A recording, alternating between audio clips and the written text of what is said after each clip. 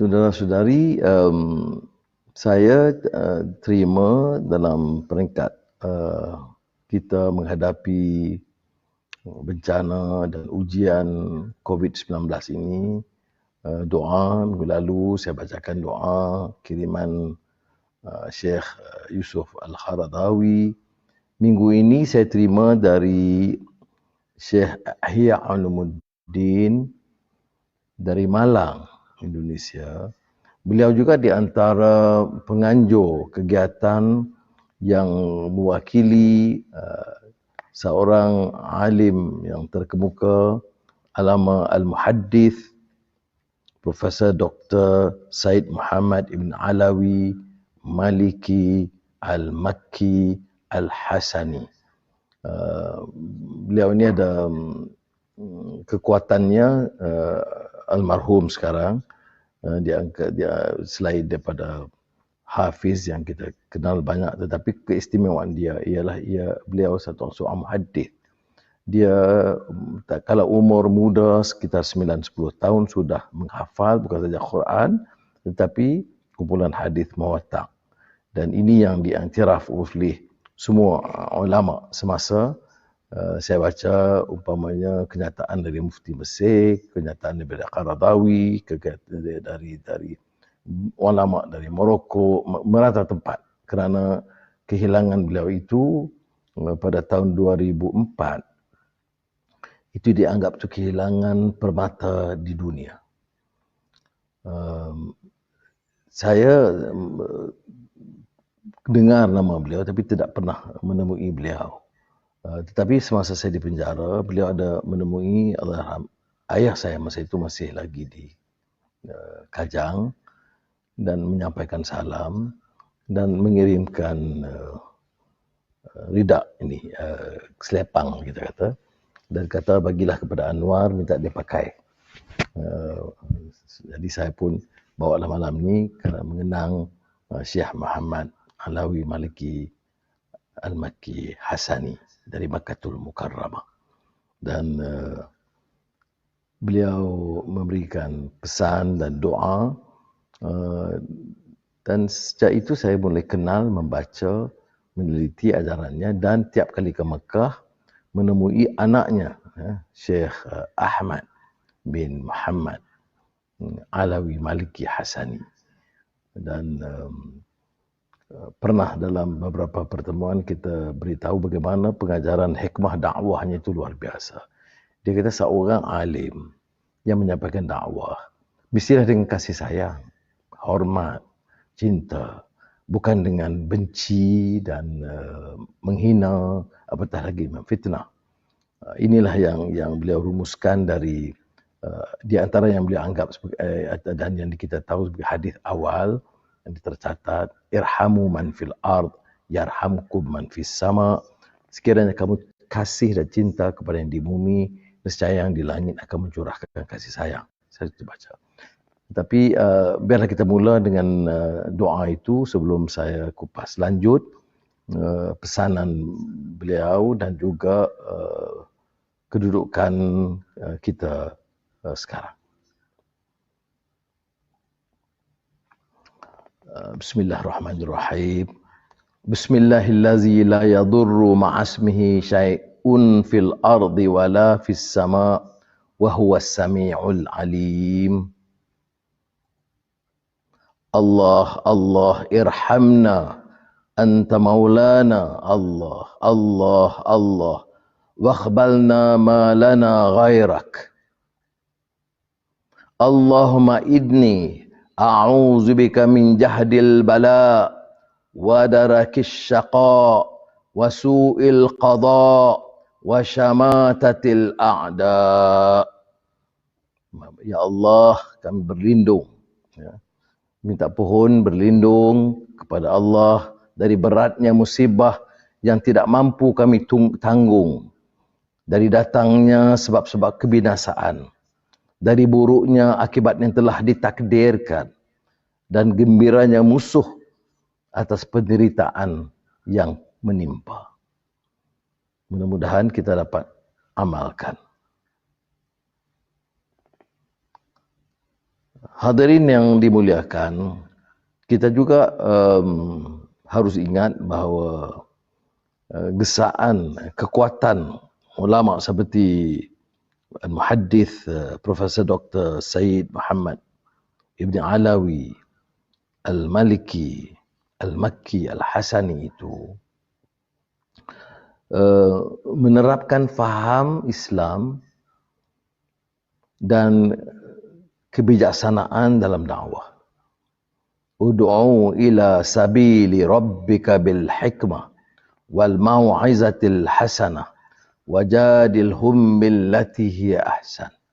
Kita tahu dalam asas dalam kegiatan Islam dan dakwah bahawa dakwah itu mestilah dengan bijaksana, dengan hikmah, dengan perkataan yang baik, dan kalau pemujadalah ataupun ada perbincangan mestilah dengan kata-kata yang baik.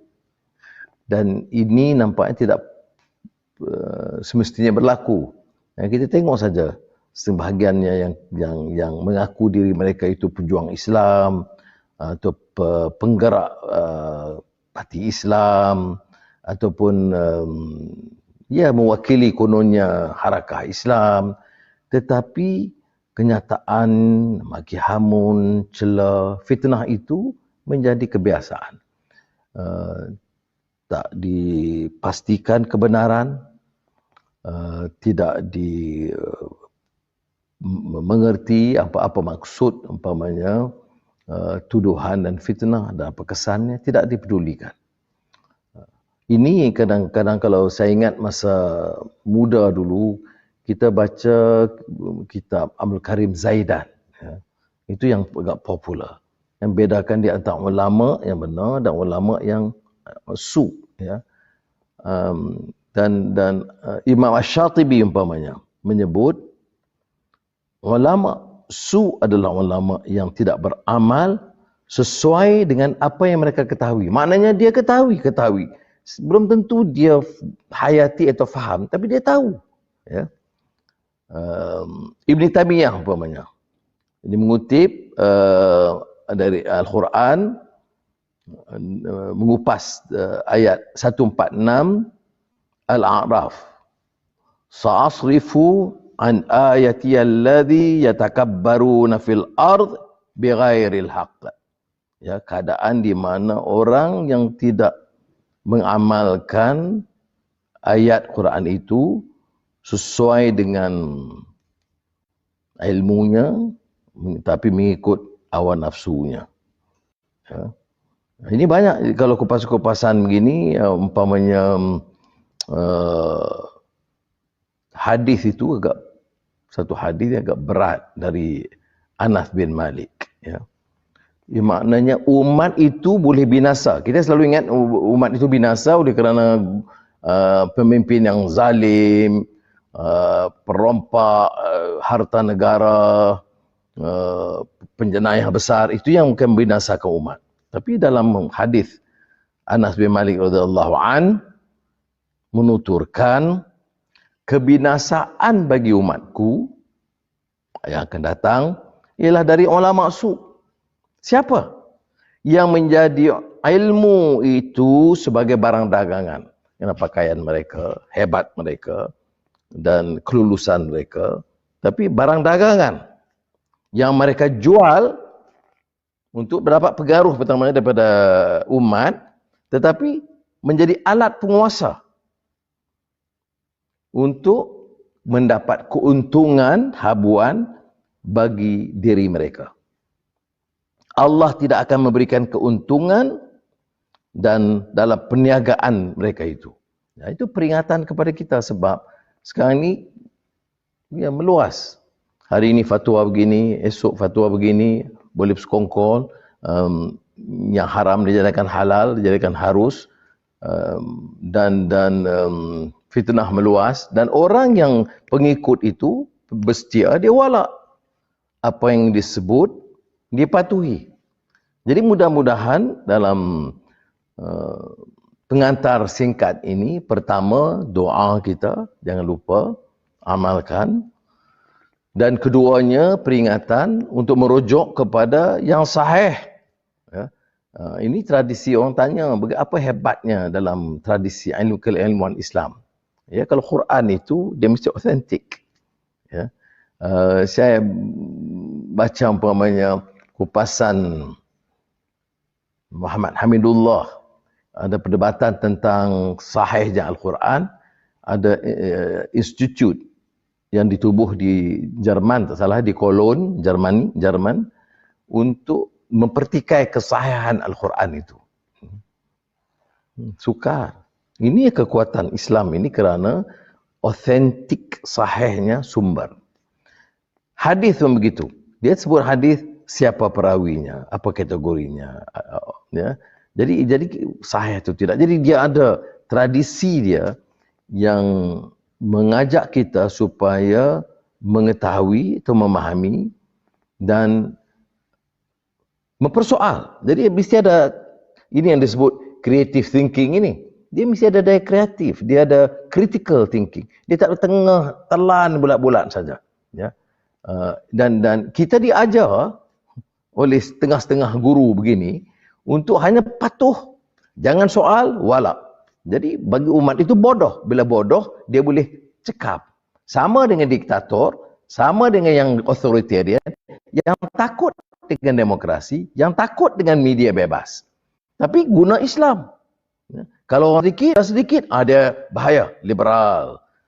Kalau bicara sikit, ajak orang bukan Islam juga berdialog kita bersama, ini plural. Jadi yang mengikut itu ikut selera 2-3 kerat pimpinan. Jadi mudah-mudahan dalam keadaan kita menghadapi malapetaka ini, Allah uji begitu rupa. Kaya bagaimanapun, hebat bagaimanapun, alim bagaimanapun, kita dalam ujian dan menghadapi ujian dan kesusahan.